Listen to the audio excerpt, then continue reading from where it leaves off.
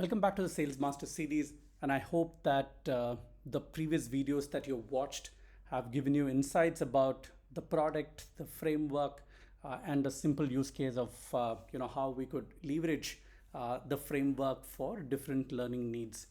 I did towards the end of that entire video, I did touch upon certain important concepts of what's called as an epistemic frame, what's an evidence-centered design, and why the games that we're designing are a little bit more relevant, right? So in the initial part of the video, I did also mention that one of the most important aspects that differentiates us is our ability to integrate some of the cutting edge research papers, and that's happening around the world into our games. Some of you, when you are introducing me, have been introducing me as somebody who's already completed my PhD. I just wish I did that, but I'm still in my pursuit of PhD. It's just that the last 6 months I've never gotten opportunity to embark on this journey, and I just hope that I would find some more time in the next couple of months. But what I'm going to do is to not really walk you through the length and breadth of this particular research, but I would want to highlight a few things so that when you are discussing with your clients, and when you would want to really close a particular deal, you have some of this in your mind for discussions, and knowledge of this is going to really help you in closing a lot of large deals. So here, what we are talking about is epistemic games and learning analytics. So my research area is in the intersection between management pedagogy, learning analytics, and epistemic games, right? So management pedagogy is because what we are designing right now are business games. Learning analytics, is extremely important for us to measure how learning happens when the learner is actually in the process of learning, and that's what games are quite good at doing. And epistemic games are the model of games that we design, keeping the analytics pretty much in mind.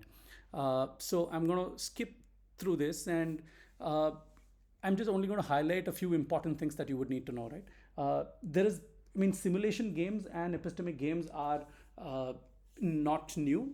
Since the last 20 years of research in this particular space has often highlighted various challenges and problems, per se. There have been many meta reviews, which has taken place on serious games, right? So some of the challenges are actually on the three important areas of learning, which is affective learning, psychomotor learning, and cognitive, learning.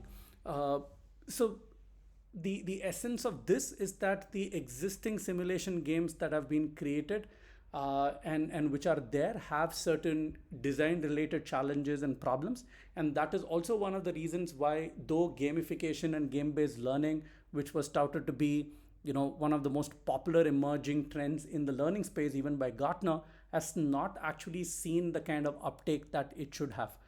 The reason being, there seems to be a lot of challenges in terms of the design, the perception, the perceived effectiveness, understanding the causal relationship between playing a game and finally looking at end outcomes, and more importantly also the cognitive aspects in terms of what it does when it comes to higher order learning and the methodology deployed, right? So let's not get into the details of all of these things, but just wanted you to understand that where we are coming from in terms of an overall design philosophy.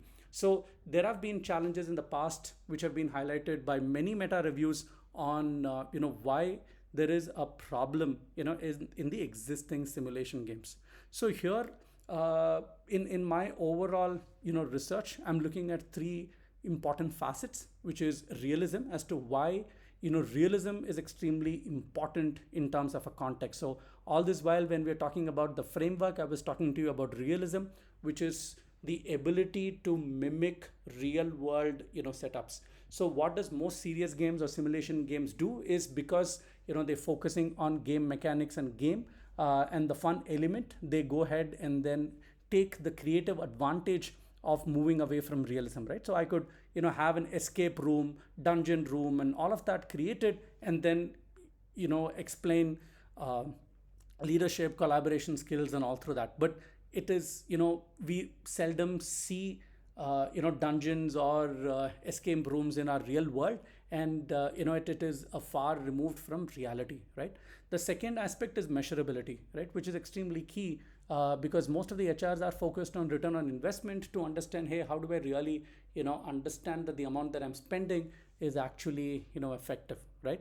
And the third aspect, which is unequivocally important, is the overall learning effectiveness, and how do I really understand that this methodology is effective as compared to the other options that we currently have, right? So my research currently is in the intersection of all these three areas.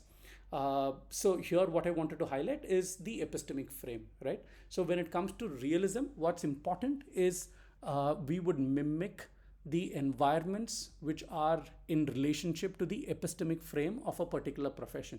If we are creating a game for automobile sales, then the environment, the actions, and the overall activities by a player mimics what they would do in real world, right? So that's extremely important, because that is what is going to lead to the aspect of measurability. I can't give you an unrelated scenario and measure your skill sets and proficiencies. That wouldn't happen. But if I am creating a scenario which is almost closer to real life, which mimics your existing real life setup, we would be in a position to actually measure the skills, the knowledge, the proficiencies, the identity and the value systems of a particular individual, right? So that is the reason why realism is extremely important, and that is the reason why we have chosen the 3D worlds and the 2D worlds, so that the context is quite similar to what an individual would experience in their day-to-day real life, right? And that's where a lot of research has spoken about epistemic frame and realism, as to how realism really impacts the learnability or the learning factor. So that's one of my research questions. All right. The second thing is I've created my own taxonomy of building serious and applied games. So this is one of my contributions to the overall practice, where this entire taxonomy that you see here allows us to create these games based on certain predefined and well-researched topics. The second and the most important question is, again, when it comes to measurability, right? So here is where there are many aspects. What you would need to understand is what we call as in situ and ex situ. Ex situ is measuring things post the learning has happened, and in situ is measuring learning when the learning is actually taking place. So games are typically assessment in nature, which allows us for what we call as stealth assessments, or measuring learning when the learning is actually taking place. And how do we do that? We have a model called an evidence-centered design model, and this evidence-centered design model is not something that's invented by me. These are models which are currently used in popular assessments such as SAT and GRE. SAT and GRE are moving more towards an evidence-centered model these days, and they have incorporated this into their overall design. So what we are trying to do is to also incorporate the evidence-centered design model into our games, where what we are trying to accomplish is to capture evidences, right? And it's in simple language. If I would want to measure the effectiveness of a salesperson, there are these 7 to 8 things that we saw. Let's take even the Spanko model.